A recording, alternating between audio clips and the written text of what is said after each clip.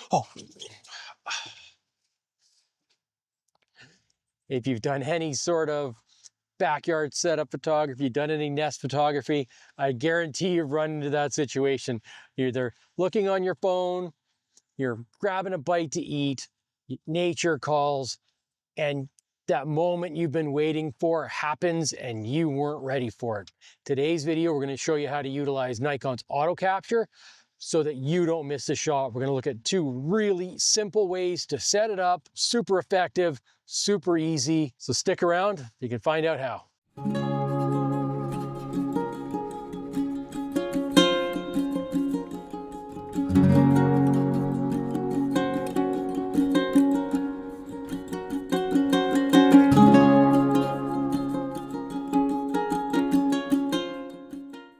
Hey everybody, welcome back to the channel, Stu Clark. Today we're going to take a look at one of those amazing features on the Nikon Z8 and Z9 cameras, which is auto capture. When it first was announced back on the Z9 a couple of years ago, we were watching Morten Hilmer's one of his videos on utilizing it. And first thing I thought was, there's no way I'm leaving $8,000 worth of camera gear in the forest as a game cam. It's got some, you kind of start to think about it and it's like, yeah, it's got some neat features. Is it something I'd ever use? Today, I'm going to show you how to utilize it, how to set it up really simply, but also give you a use case that is absolutely amazing, especially if you're doing any sort of setup photography, whether it be on a feeder setup like we're going to be doing today, whether it be on a nest site, say, or setting up on a woodpecker nest, something like that, where you're going to be shooting, you're out shooting, you're behind the camera, but nature calls, you need to grab a bite, you get distracted by a phone call, you can quickly set up auto capture so that if you're not right behind the camera is still working, is still set up in order to capture your subject if it comes in. I recently was trying to do this. I'll show you the photos here of an incredible maple perch. I had set up in my yard for 2 days and I only had 3 birds land on this in over 10 hours. And the auto capture helped me get this shot. When I had to run into the house, I didn't want to leave the camera. There's no way. I've been sitting there for so long. I didn't want to walk away when there's birds around just not landing on this perch. And it's absolutely perfect colors, perfect perch. So we're going to go have a walkthrough today. We're going to show you 2 different options for setting it up. One with just subject detect, then also subject detect and distance. We'll do a quick walkthrough. They're really simple, really quick. And if you're doing any setup photography, we'll get you dialed in to use auto capture. Okay, let's get behind the camera and we'll show you how to set it up. So what we're going to do, first off, we're going to use the custom area wide box. So we're going to set that up first. We're going to change it up a little bit. We're basically going to go for a larger box that sits across the top of the perch. So wherever the bird lands on the perch, you've got the wide area box covering it. Quick way to do this. You can go into the menus and do it that way. You can also do it with utilizing the AF button on the side of the camera. If you've got the wide area custom box selected, so we want to make sure you have that as your autofocus point. Then you click on the AF button on the side of the camera here, and you'll notice how there's up arrows and down arrows using the D-pad. So you can change the size of the box based on up or down or side, back and forth. So you can really kind of mix it up a little bit. So for this one, we're basically going to make it so that it sits across the top of the perch. And this allows us now to kind of encompass most of where you want it to land, where I've got the mushrooms on this perch, and allows me to kind of set it up ideally on that. You want to set your shutter speed. For J's, I like to be in that 1/400th just because it's going to be quite noisy and calling at times. So 1/400 is great. I've got to be really quick here. I've just had 4 J's just showed up and so I need to get this set up nice and quick here. So we're going to hit the menu button. It's in the photo shooting menu. We're going to scroll down. It's at the very bottom. It's auto capture. So you could definitely set this up where for my yard, I could go and do a select user preset and set this all up for my feeder setup. But for this, we're just going to show you how to do it nice and quick, nice and simple without getting too deep into it and really kind of confusing yourself. So basically, we're going to hit set and we're going to take a look at detection. So under detection, you've got options for motion detection, which is subject detection, or distance. The first one we're going to set up is just going to look at subject detection. So we're going to make sure that's checked, and then we're going to hit the plus button, which is okay to get out of that.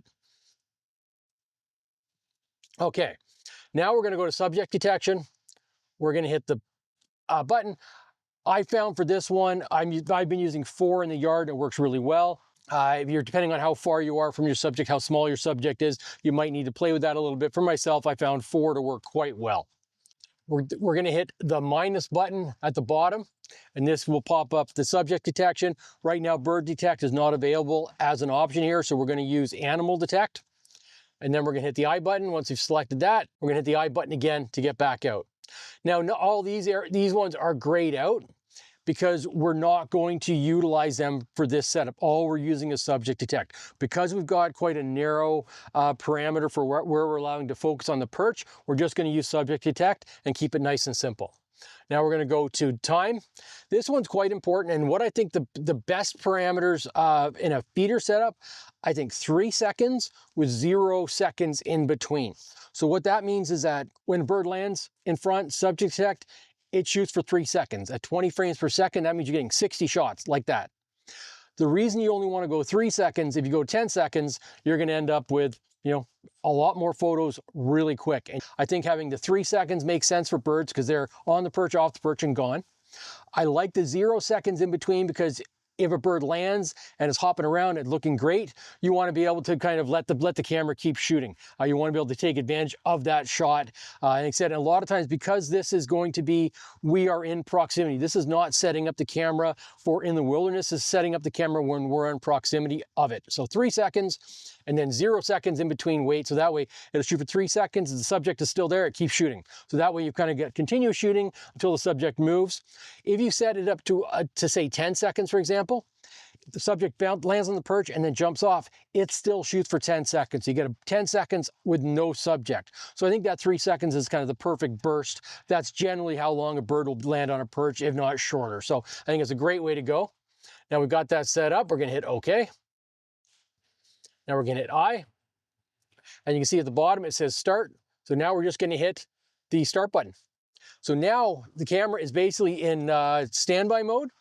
And as soon as a bird lands on the perch, the camera starts shooting away. As soon as the subject detects a bird, it starts firing. This is a dead simple way to set it up. So what happens if you haven't set up initially and you find that the focus is behind the perch, all you need to do is manually focus to draw the focus onto the perch and then hit start and you're good to go. So we're going to hit I now, and now you can see it's got the start button, but you notice that the perch isn't in focus. So this is where without utilizing distance here, all we need to do, we're going to focus in on the perch, and that'll then keep the focus in that zone.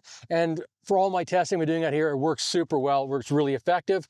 And then we just hit the start button. And now we hit start, and it's good to go. You can run to the washroom, you can grab that phone call, and you're not leaving the perch. When you are shooting in this format, it's probably not a bad idea to zoom out a little bit. Give yourself a little bit of room depending on, because you can't recompose, you don't want to clip the tail, you don't want to clip the top of the head, depending on where the bird lands and how large the bird is. It's probably better off to crop a little bit than to completely clip part of the bird. So that's not a bad tip when you are utilizing this.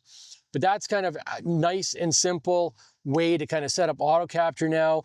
I say if I need to run into the house, anything like that, if I've been sitting out here for hours trying to get that shot, the camera is waiting and still ready to shoot, even if I'm not behind it, which is just awesome. Then all you do is hit the record button to end, and then you hit the trash can to get out of auto capture, and now you're ready to shoot again. So it's really quick, really simple. Now we're going to give you a bit more advanced. So if you had multiple perches, so if you had a bit more distance in the perch and you want to make sure that the camera stays within a certain distance, you can utilize same setup. So we're going to still use the wide area box covering the perch setup. We're going to go into set. And this time we're going to go and we're going to also select distance. And this now you can set the forward distance and the backward. You can kind of give your camera a range that it will now focus in. So we got it selected there. We're going to hit plus for OK. Now what we're going to do is we're going to go down to distance. You can see distance is now enabled. So how you set distance is use the shutter button at the front. So you can see how when I hit the shutter button, it changes from 5.3 to 5 meters. And then if you want to pull focus forward, use the AF on button, and you see how it's now at 4.4 meters. So I've got a J sitting in the setup here. So now I've got it set where I've got, so you can see you use the AF on button on the forward. I want to make sure we've got enough range between that. The shutter button is your back focus. So you can see if I go back here, you can see it changes to 20 meters, and that's not good. I want to keep it in the zone of the perch. So we're going to go to 5 meters here. You want to make sure this is quite sensitive. So you want to make sure that you, if the bird lands at the back of the perch, you want to make sure you've got the furthest point behind the perch set up for the farthest. It might even not be a bad idea to set a stick up as your back focus point, just to make sure you've got enough of the perch covered. Okay, so now we've got a distance of 5 meters to 4.4 meters.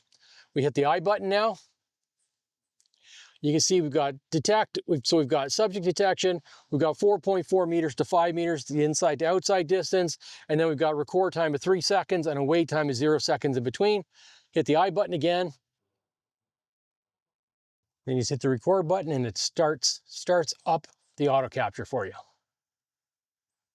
And they say, if you ever shot in a blind setup, one, it can be very hard on you. Just sitting in with your arms up, waiting for the birds to fly in can be quite hard on the neck, shoulders. So this is just a great way where if you've been waiting for a long time for the birds, if you've had a slow day subject-wise, oh, chickadee just landed. So there you go. Here I am talking and I'm still getting some photos.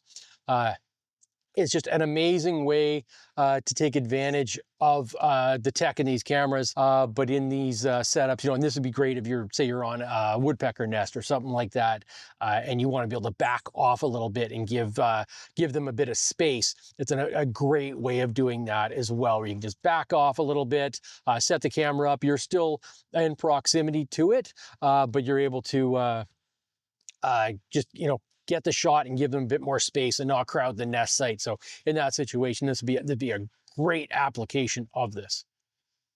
Well, that just proved my point there. That Jay flew in. I wasn't expecting it, and the auto capture did its job. Absolutely, got some great shots of him sitting on the mossy perch there. One thing I have noticed, you want to make sure that you keep an eye on that you see that it sits in AFC. I have noticed if you sometimes bump the autofocus, it'll switch to manual mode for some reason. Not sure what's going on there, but just be careful with that. You want to make sure it's an autofocus when you have this all set up. This is an awesome tool in a setup situation. It's so difficult to stay focused and dialed all day long. And this just makes it where when you've got perches, you'll have your favorite spot on the perch that you want to kind of focus on. And just, if that bird gets into that zone, that's the shot you want. You're obviously not going to set up on the entire perch, but just if you've got, like right now, this mossy perch has got some amazing little mushrooms on it. So I want to kind of set up on that, and then I don't have to stand up. I don't have to crouch, depending on your blind setup and how comfortable your shooting position is. This is just a great way to maintain focus, just so you don't miss that shot. This is a way to utilize this where you're near the camera. I'm behind the camera right now, but I'm still getting shots with it that I might not have gotten otherwise if I'm just, a bit distracted, talking to the camera, said phone, all that stuff. So yeah, it's definitely something to kind of to put into the mix of your photography for sure. So just to give you an idea of how quick and easy this is to set up, if you just want to kind of set it into auto capture, say you've been shooting and you just want to take a bit of a break, it's menu, auto capture, set. Because I've got everything set, all I got to do is hit the I button, hit the record, and I'm in auto capture. It's working. It's on my perch. Even if you want to move it so you can see there's the J in below in the feeder here, you can see how quickly you can utilize it. You don't have to get out of it. If a bird pops up and you need to recompose real quick, you can actually just leave it in auto capture, move it to shot to where you want it. Well, there's a real simple, quick and easy way to take advantage of the auto capture in the Nikon Z8 and Z9 cameras. When you first dive into the menus, it seems really complex, and it doesn't have to be. So hopefully this video will help you out and help you get those shots when you're sitting in your blind. If you like this video, please consider subscribing. Until next time, we'll see you out there. Take care.